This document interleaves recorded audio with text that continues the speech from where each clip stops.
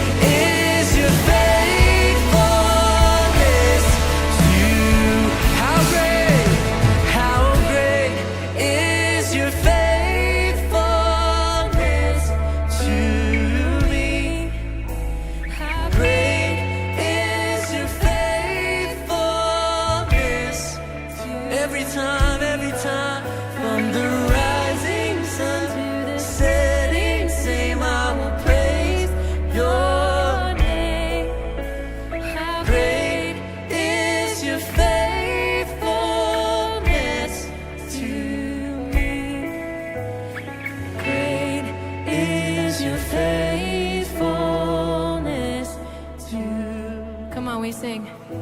How great is your faithfulness to me.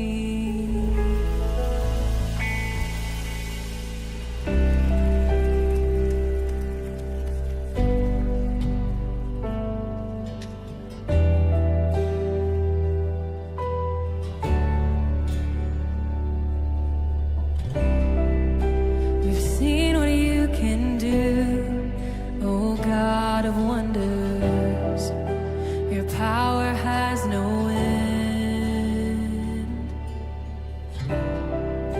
The things you've done before, in greater measure, we know you will do again. 'Cause there's no prison wall you can't break through, no mountain you can't move. All things are possible. There's no broken body you can't raise, no soul that you can't save. All things are possible. The darkest night, you can light it up. You can light it up. God of revival, let hope arise. Death is overcome, and you've already won. God of revival, you rose in victory, and now you're seated forever on the throne. So why should my heart fear what you've defeated? I will trust in you alone. 'Cause there's no prison wall you can't break through, no mountain you can't move. All things are possible. Come on. And there's no broken body you can't raise, no soul that you can't save. All things are possible. The darkest night, you can light it up. You can light it up. God of revival, let hope arise. Death is overcome, and you've already won. God of revival, you're the God of revival. Come on, we need a revival this morning, amen? Let's sing this out over our lives, over our church. Come awaken your people. Come awaken your people. Come awaken this city. Oh God of revival, pour it out, pour it out. Every stronghold will crumble. I hear the chains hit the ground. Oh God of revival, pour it out, pour it out. Come awaken your people. Come awaken the city. Oh God of revival, pour it out, pour it out. Every stronghold will crumble, and I hear the chains hit the ground. Oh God of revival, pour it out, pour it out.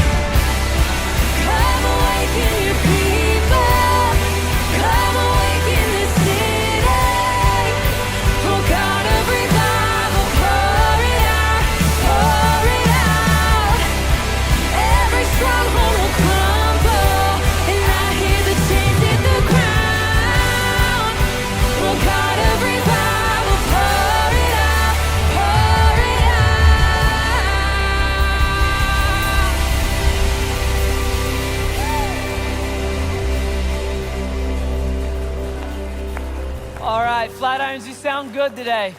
Hey, go ahead and turn to someone behind you, in front of you, around you. Say hello, wave. Yeah, it's Valentine's Day. If you're feeling wild, you can wink. And then go ahead and have a seat. All right, hey, I'm Ben. I'm the teaching pastor here. I'm very glad you're here today. I'm glad you're here specifically today because it's a big weekend. We got a lot going on, and you braved the snow to get here like true Coloradans. Well done. We got a lot of things going on. First of all, we got a new series that we're starting, so that's always exciting. Second of all, this weekend is our groups launch. In case you missed the announcement earlier, we're launching our small groups for another semester. It's very important to us here. The way we like to say it is we learn in rows like these, but then we grow in circles, like in a circle of trusted friends and trusted people. And so if you're the kind of person who's like, I'm dying for a circle of trusted people, don't sleep on it. After this, go sign up for a small group, all right, at all the campuses or online. All right, new series, groups launch. It's February 14th. All right, so for the women in the room, I'd like to say Happy Valentine's Day. For the men in the room, I'd like to say, this is your final reminder that it's Valentine's Day. All right, it'll be over tomorrow, but you got to do something today. So a new series, groups launch, Valentine's Day. And then the biggest reason for me that I'm pumped about this weekend is because after years and years of loading and unloading a trailer at 4:30 in the morning and doing church out of a school, after years of this, our Aurora campus finally has a permanent home to call their own, and they have opened their doors this weekend, which is awesome. All right, this series is all about how if you bump into Jesus and you start following him, he has the ability to change our lives. He has the power to rewrite our stories. But today, to get us kind of in the right frame of mind for this series, I'm going to ask you a question. And some of us might think it's an evasive question. I'm going to ask it anyway.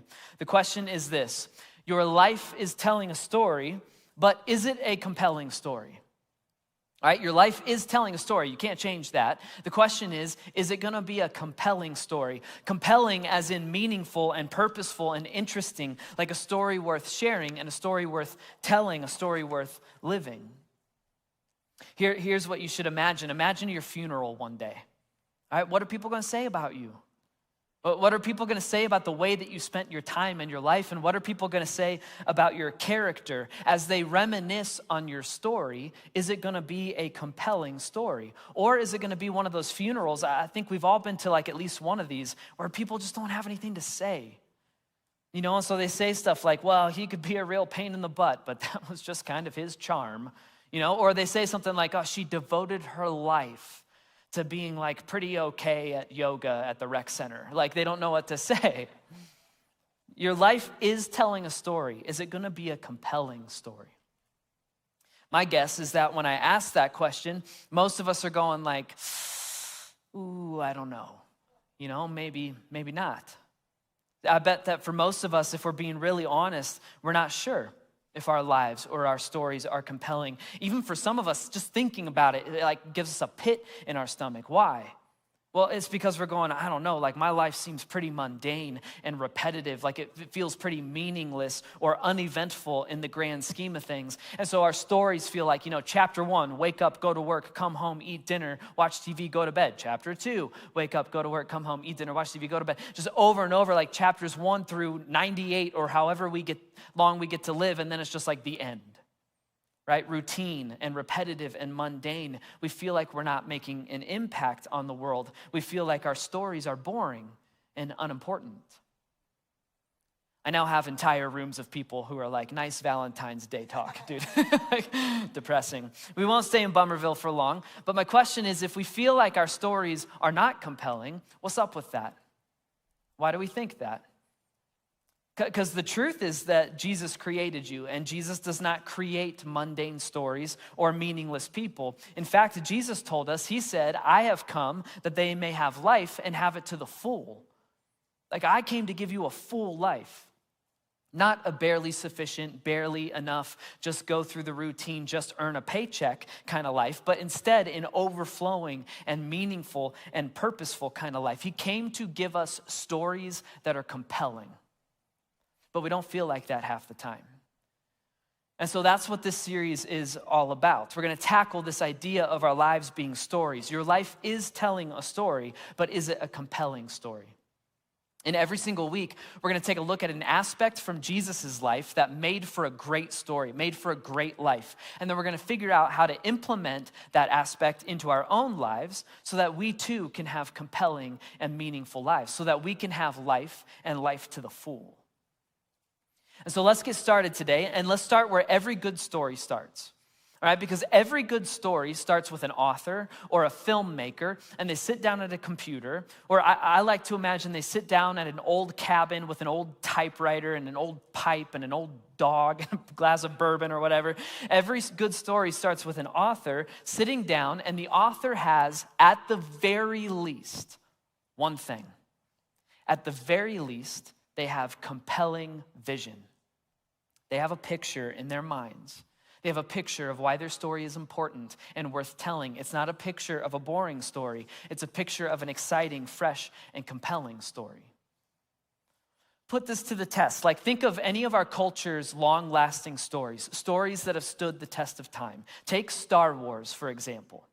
Right? Star Wars came out in 1977, and they're still churning out Star Wars movies and books and games and toys. It's a gold mine. It's a gold mine because back in the 70s, George Lucas had a compelling vision, and so he started writing.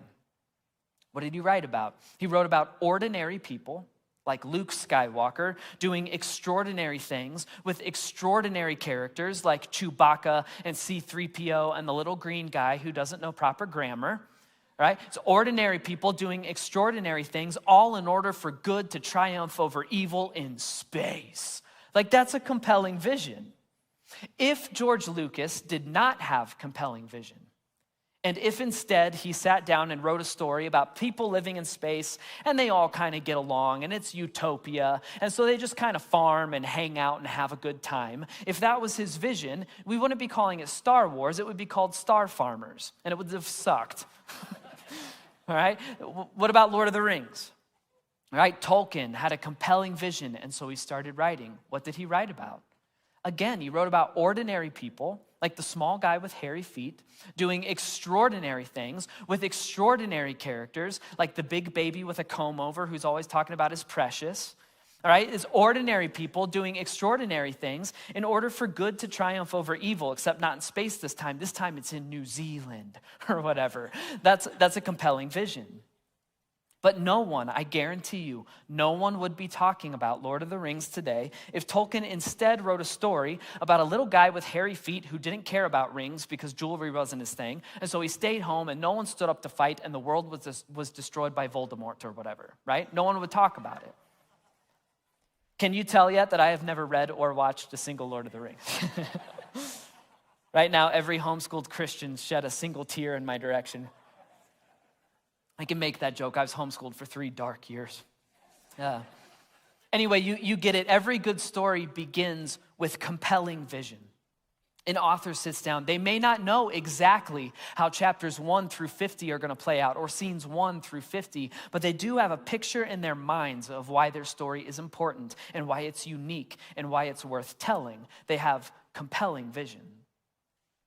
Our God has compelling vision. He had compelling vision for humanity, that's us, and for himself and for his relationship with us. And he had this compelling vision since day one. And God's compelling vision can basically be summed up as this. His vision is, I will do whatever it takes to love and bless and be in relationship with the people I've created. And at the climax of this story I'm telling, I'm going to prove it to the world through Jesus. That is compelling vision. And so the Old Testament is book after book after book. It's a narrative of God leading up to the climax of this story that he's writing. And then Jesus, God in the flesh, he shows up at the beginning of the New Testament, and we quickly discover that Jesus also has a very compelling vision. And Jesus' compelling vision can basically be summed up as this: I will do whatever it takes to bring my people back into relationship with their Father, God, and I'll do it even if it kills me. And then it kills him. And then 3 days later, he's resurrected to defeat death once and for all. That is a compelling vision. It's a compelling vision for a life. It's a compelling vision for a story. It's the reason that 2,000 years later, we're still telling this story to each other, and people like myself are making the full jump into just believing it and putting our entire faith in it. And so Jesus has a compelling vision. But it's not only for humanity at large, like creation at large. He's also got a compelling vision for your life in particular. He has a compelling vision that is specific to you, with your color of skin, your age, your upbringing, your strengths, and your weaknesses. And so what I want to do today is I want to zoom in on this moment from Jesus' life where he proves that that's the case. All right, if you want to follow along, this story is in John chapter 4. We're about to pick it up in verse 7, but let me kind of set the scene for us first. All right, here's the scene. So Jesus has officially started his ministry now, and he's a traveling preacher. He's walking all over the place. And for this story, he's on his way to a place called Galilee, but to get there, he has to go through a place called Samaria. All right, Samaria is important. I'll explain why in a minute. But so Jesus and his disciples, his buddies, his followers, they've been walking all day long. By the time they get to Samaria, it's noon, all right? It's the heat of the day, and it's lunchtime. And so Jesus sends his disciples into town to go buy lunch while he hangs back at this very important well. It's a well built by an important guy named Jacob. And so Jesus is alone. He plops down on this well. His dogs are barking, and he's going to take a load off, all right? And that's where we begin our story. So he's sitting at this well, the sun is bearing down on him, and then this happens. When a Samaritan woman came to draw water, Jesus said to her, "Will you give me a drink?" But then the Samaritan woman said to him, she goes, "You're a Jew. You're a Jew, and I'm a Samaritan woman. How are you going to ask me for a drink?" For Jews do not associate with Samaritans. Okay, time out. So at first glance, this looks like a very innocent request from Jesus, right? Like, hey, could I get a glass of water? But if you get some context, like historical context, you realize Jesus is breaking all kinds of rules right now. All right, first of all, without digging into the history behind it, what we need to know is that the Samaritans were hated by the Jewish people and vice versa. All right, these two people groups had been fighting with each other for centuries. In this culture, Jesus shouldn't even have passed through Samaria. He should have gone around it, and he definitely shouldn't be talking to a Samaritan. And then on top of this, in this culture, women were unfortunately treated as second-class citizens. Now, Jesus spent a lot of time and energy elevating women, the status of women, and giving them back dignity and treating them equal to men. But still, in the normal mindset of a person in this culture, Jesus should not be chit-chatting with a strange woman. And so Jesus is breaking the social rule of Jews don't talk to Samaritans. He's breaking the social rule of men don't speak to women. It's a twofer. It's a double whammy. And then on top of all of that, he's not only talking to a strange Samaritan woman, but he's talking to a woman who's obviously broken and damaged. I say that because she's getting water at the well at noon, at the heat of the day. Every other woman in this culture gets water before the sun comes up, when it's still cool outside. But she goes to the well at noon. Obviously, she's trying to avoid the other women. She has something to hide, or she has something that she's ashamed of. All right, so all that's going on. Jesus is breaking all of these rules, and he asks for some water, and this woman is shocked that he's talking to her in the first place. But Jesus continues the conversation. Look at this. Jesus answered her. He goes, "If you knew the gift of God and who it is that asks you for a drink, you would have asked him. You would have asked me, and I would have given you living water." So Jesus basically goes, if you only knew the significance of this moment, you would be the one asking me for water, and I would give you something mysterious called living water. Now the woman is confused because living water doesn't make any sense. And so here's her reply, and I love her reply.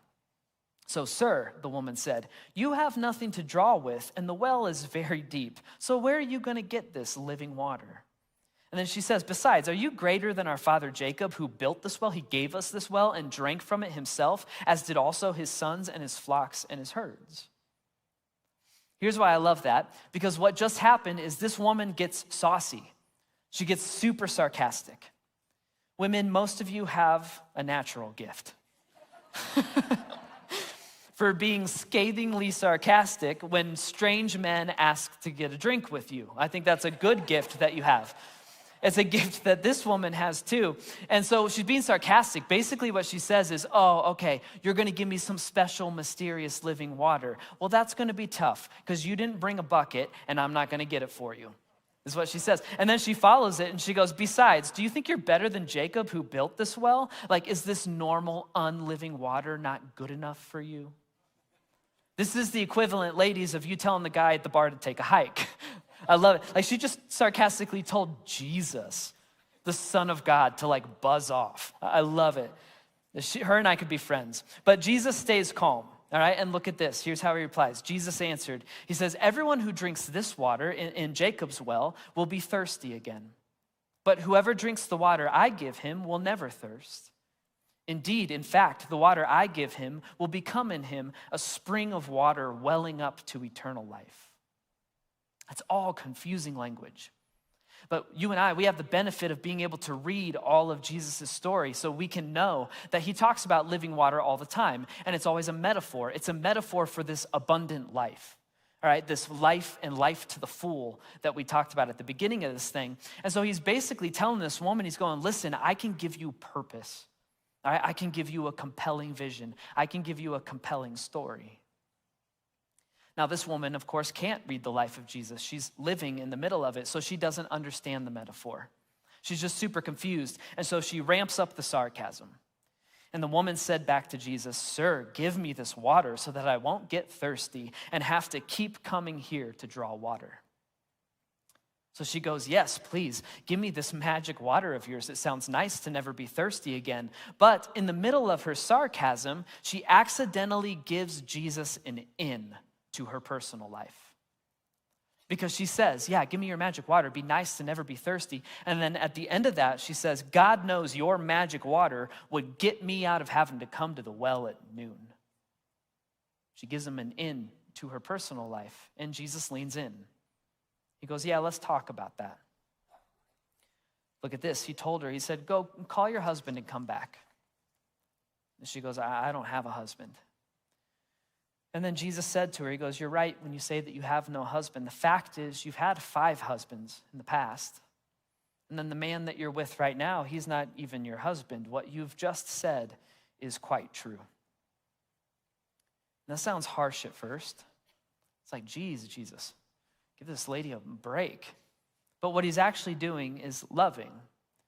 Because what he's doing is exposing this woman's lack of vision in her life. He just calls it out. He calls out that this woman has spent a lifetime jumping from man to man to man. She's had 5 ex-husbands. It looks like she's working on a 6th.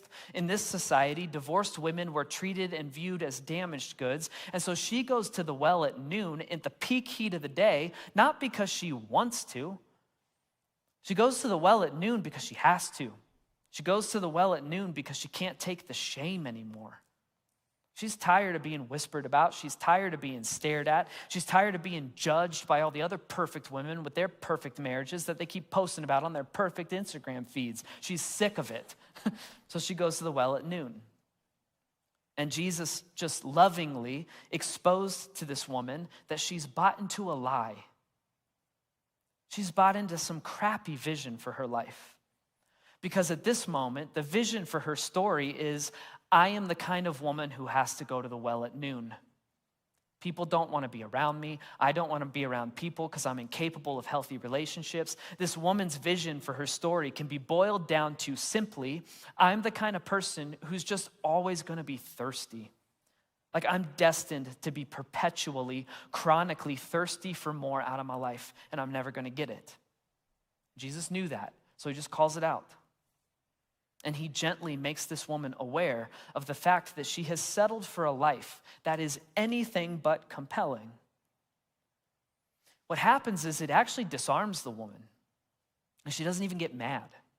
In fact, she lays off the sarcasm and she starts leaning in. Over the next few verses, I'll just kind of summarize them. She looks at Jesus and she goes, okay, you're obviously a prophet. Like, how else could you know this about my life? You hit the nail on the head when it comes to my life. I'm actually so amazed by you that I would love to worship your God, but I can't because I'm a Samaritan. And then Jesus looks back at her and he goes, hey, listen, actually the time is here and now where it doesn't matter that you're a Samaritan and it doesn't matter about your past and all this baggage you have. It doesn't disqualify you. The time is here and now where you can still worship and follow my God, and my God can still love and care for you. And at this point, the woman is really leaning in. This is not some creeper by the well. She's met those men before. This guy's different. This guy is special. And she wants a glass of whatever it is he's drinking, this living water stuff. And so she says something interesting. Look at this. The woman said, I know what you're talking about. And I know that the Messiah called Christ is coming. And when he comes, he'll explain everything to us. And what she just said is, she goes, yeah, I've heard about this. I've heard about the idea that one day I'll be able to worship your God even though I'm a Samaritan. But I've also heard that I won't be able to do that until this Jewish Messiah guy, this chosen one guy, shows up. And when she says that, something awesome happens. She brings up the Messiah, and then Jesus declared, I who speak to you am he. And I love Jesus for that. If we blow past this, we'll miss how awesome this moment is. Here's why I think it's awesome. It's because this woman, who views herself as broken and damaged goods, this Samaritan woman who crawls to the well at noon because she's a social pariah, this woman who has bought into a mundane, shame-filled, boring vision for her life, this woman is the very first person in history that Jesus chooses to open his mouth and say, I am the Messiah that everyone's been waiting for. Common sense says Jesus should have picked anybody else. He should have picked someone who didn't have as much baggage, right? He should have picked, for sure, a Jewish person. He should have picked a Jewish man in this culture, and he should have picked someone who was important and influential. He should have picked like a high priest, but he didn't. Instead, he chose this Samaritan woman. She is the first person in history to ever realize that Jesus is the walking, talking, living, breathing climax of God's vision for this world. And I think it's awesome of Jesus. Just fits his character to a T. Jesus has this way of doing whatever it takes to elevate the down and out and going out of his way to love the people who think they're unlovable. I mean, Jesus just announced the most important breaking news headline of human history, and he announced it to this woman at the well. And I can't help but think that in doing that, by doing that, what he communicated to this woman is something like, hey, listen, I know in your mind you view yourself as the village hooker. I know that. I know that's what you think about yourself, but to me, you're valuable. You're important enough to me. Don't worry about the other people you're avoiding. You're important enough to me for me to share this big news with you. It's awesome. How does this story end? Well, the woman is floored. And later in the chapter, we find out she runs back into town. She runs back toward the people in her village. After spending a lifetime running away from them, she runs toward them and she starts shouting. She's going, come and see. You got to come and see this man at the well. I'm pretty sure he's the Messiah. And by the end of this story, we learn that a ton of Samaritans end up believing in and following Jesus because of, not in spite of, but because of this woman. What happens is this woman at the well goes back to town and she starts telling a story, the story of the man at the well. And she becomes the first missionary in Christian history, all because Jesus created a spark. And he created a spark to give this woman a new, fresh, better, compelling vision for her life. Her vision changed. It changed from, I exist, to hide in shame and sleep with whoever will take me in. It changed from that to I exist to introduce people to the man at the well. And when the vision for her life changed, so did her story, and eventually, so did her entire hometown. Now, what does this have to do with us living in 21st century America? Remember our series. All right, we're taking aspects of Jesus' life that make for a great story, make for a great life, and we're trying to implement them into our own. And so here's my question. If Jesus had a compelling vision, and if he went out of his way to offer other people compelling vision for their lives, if Jesus and the people he spent time with had compelling vision for their lives, why don't we? I mean, the truth is, if we want to have meaningful, important, valuable, compelling lives and stories, we should be able to finish the following sentence. I exist to what? For most of us, we can't immediately answer that question. We're not sure. We're not sure what we were uniquely created and equipped and qualified by God to offer the world. We don't have the vision. We don't have the focus. And so naturally, we end up meandering and wandering through day after day and year after year, just earning a paycheck or just going to school or just jumping in and out of relationship. Like, we don't have a focused goal. We don't have a compelling vision. And then at the same time, we wonder why our lives feel routine and mundane and aimless. There's this quote from an author. His name is Donald Miller. He's a great author. I'd recommend anything that he wrote. But this quote from him is a total kick in the pants. I almost slipped there. It's a kick in the pants. There's a kick in the pants that I need, though, and I think that we could all be served from it. So here's the quote from Miller. It's kind of long. I'll put it on the screen. He says this: if you watched a movie about a guy who wanted a Volvo and worked for years to get it, you wouldn't cry at the end when he drove off the lot testing the windshield wipers. And you wouldn't tell your friends that you saw a beautiful movie or go home to put on a record and think about the story you'd seen. The truth is, you wouldn't remember that movie a week later, except you'd feel robbed and want your money back. Nobody cries at the end of a movie about a guy who wants a Volvo. But then here comes a kick in the pants. But we spend years actually living those stories, and we expect our lives to be meaningful. The truth is, if what we choose to do with our lives won't make a story meaningful, it won't make a life meaningful either. Woof. It's so true though, isn't it? See, I think this is one of the things that COVID exposed for us. I think COVID exposed this massive lack of vision in our individual lives, just like Jesus exposed the lack of vision to the woman back at the well. Here's what I mean by that. Think about it. So COVID exposed the fact that we've settled for Volvos, so to speak. Like maybe we've never been able to articulate why our lives are meaningful and uniquely important. Maybe we've never been able to articulate that. But before COVID, we could ignore it.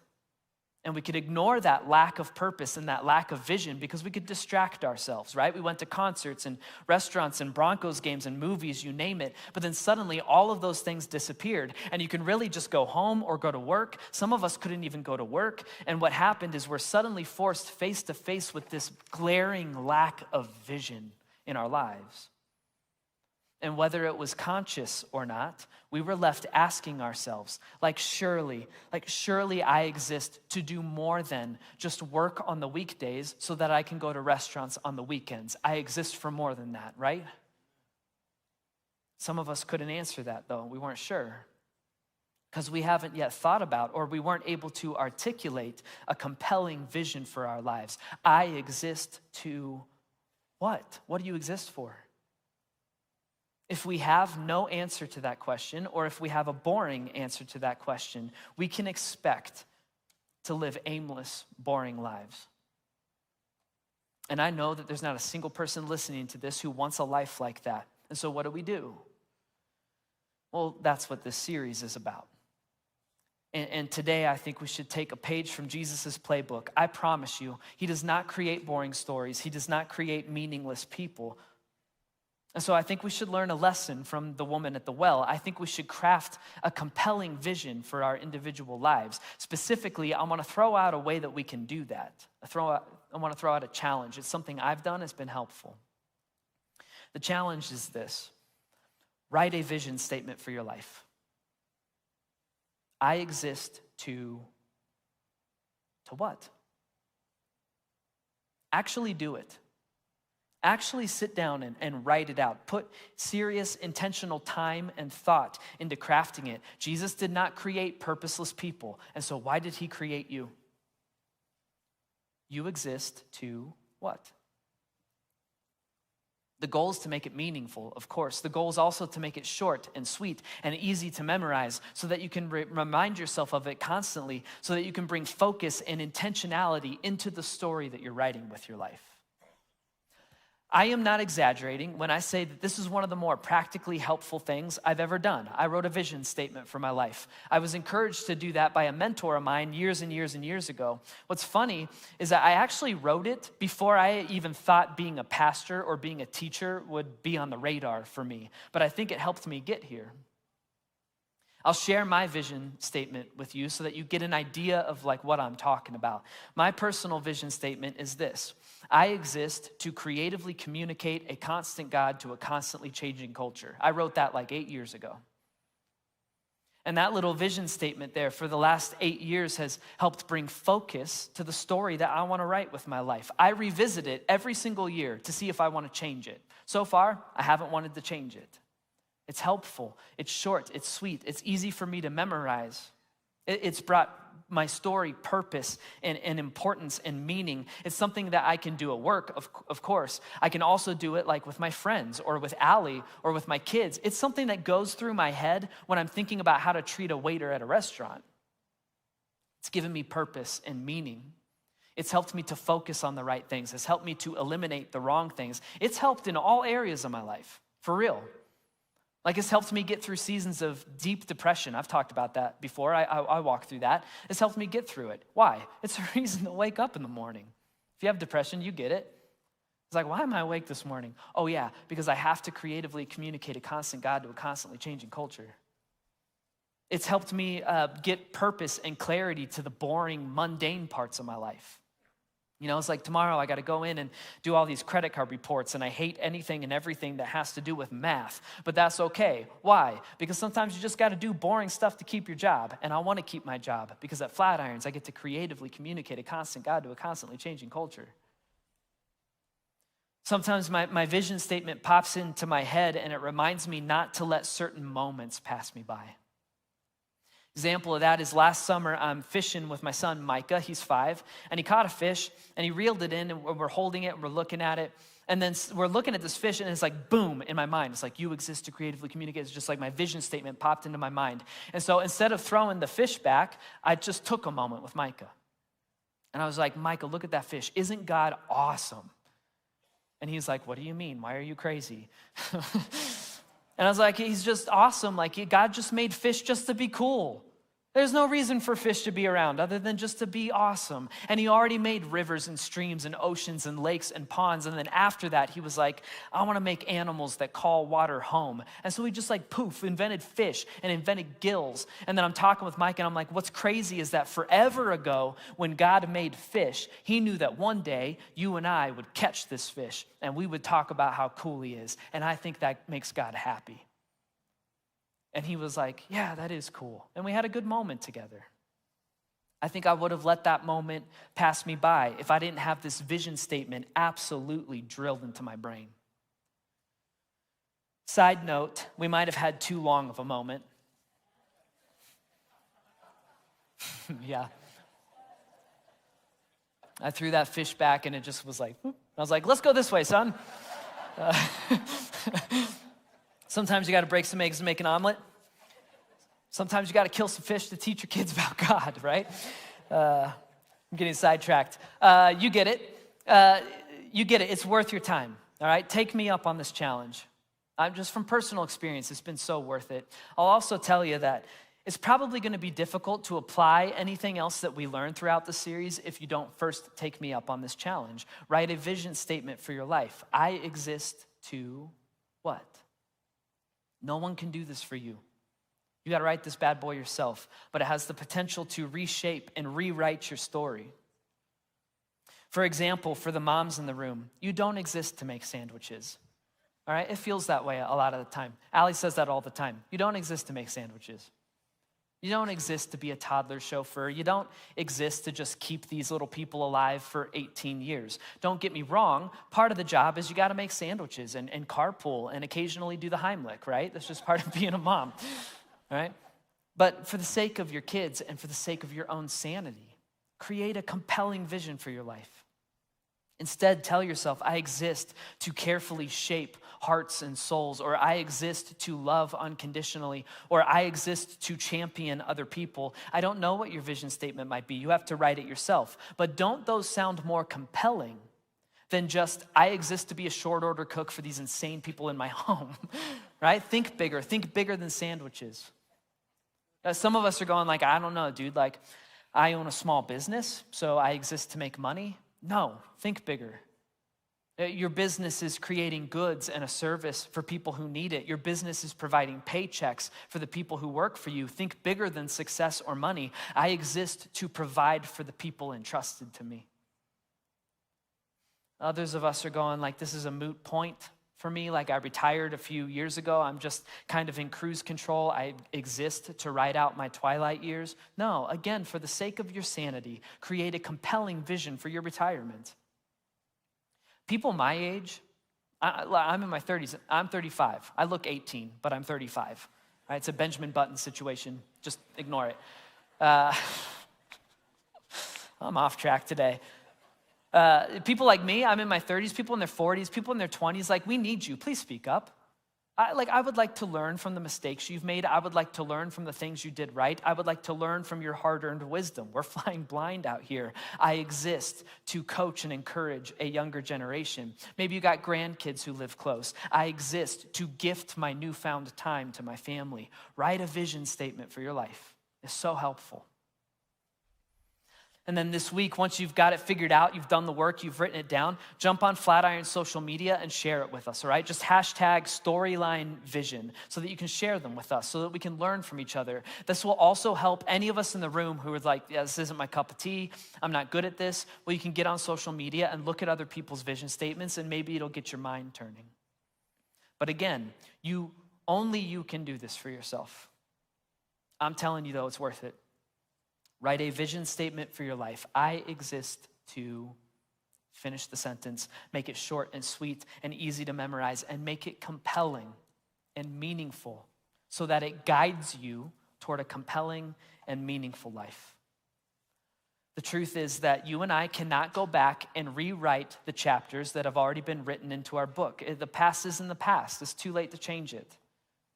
All we have is from this moment on. And so from this moment on, what kind of story do you want to tell with your life? And what is the compelling vision that's going to help keep you focused to tell that story day after day after day? Let's pray. So God, you're the ultimate author. Like you are the ultimate author. You tell us that you are the author and the perfecter of our faith. You are the author and the perfecter of our lives. God, you don't make boring. You don't make and create meaningless or purposeless or aimless. You just don't, but that's how we feel a lot of the time. God, we just feel like it's day after day after day, the same thing. It all blurs together. Feel like our lives are routine and repetitive and mundane. Like we feel like in the grand scheme of things, like what's the point that my life is a little more meaningless or uneventful?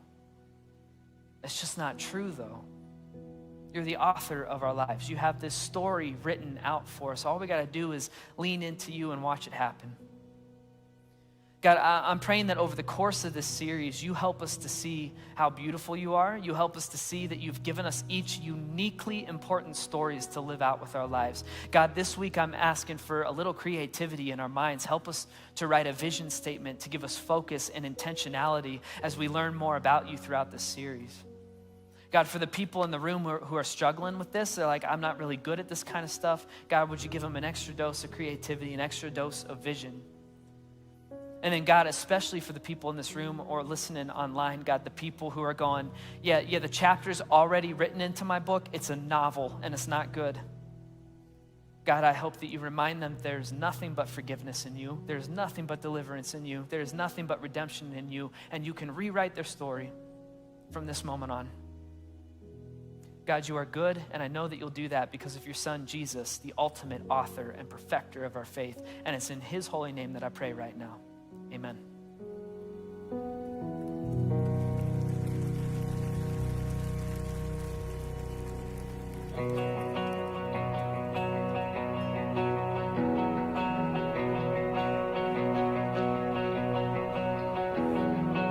alone in my sorrow and dead in my sin.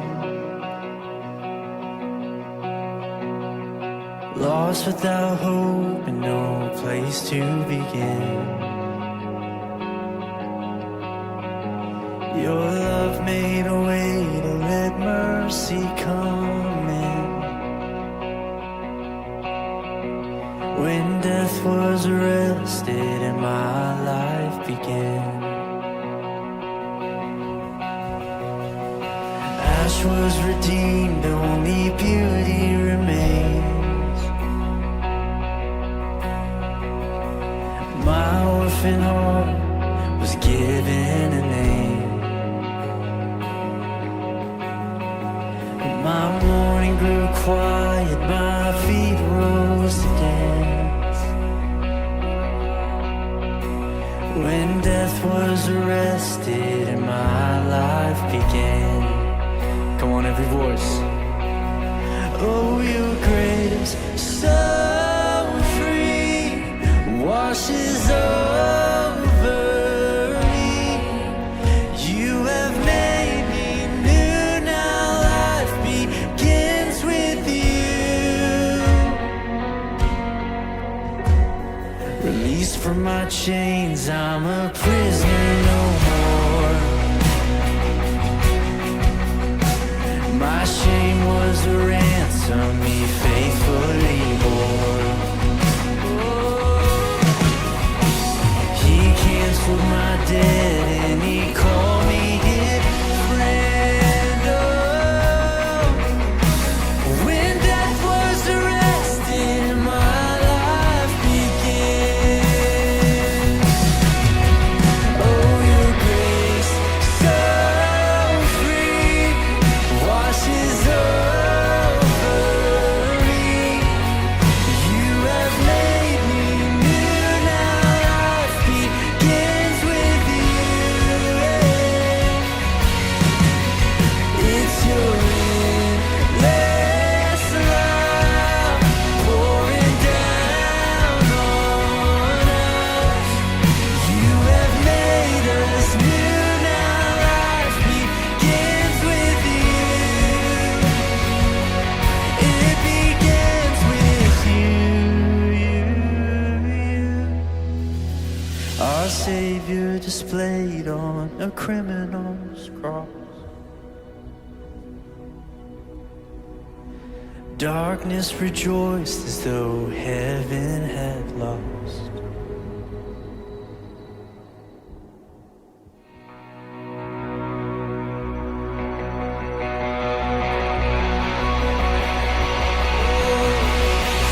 But then Jesus arose with our freedom in hand.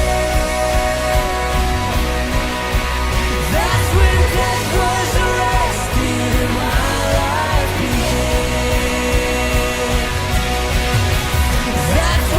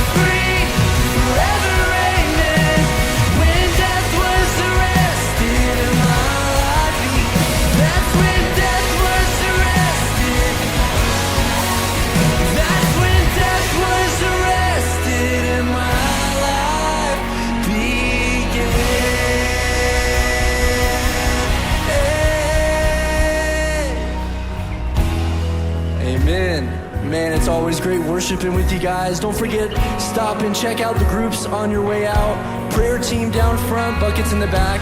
We love you so much. We'll see you next week.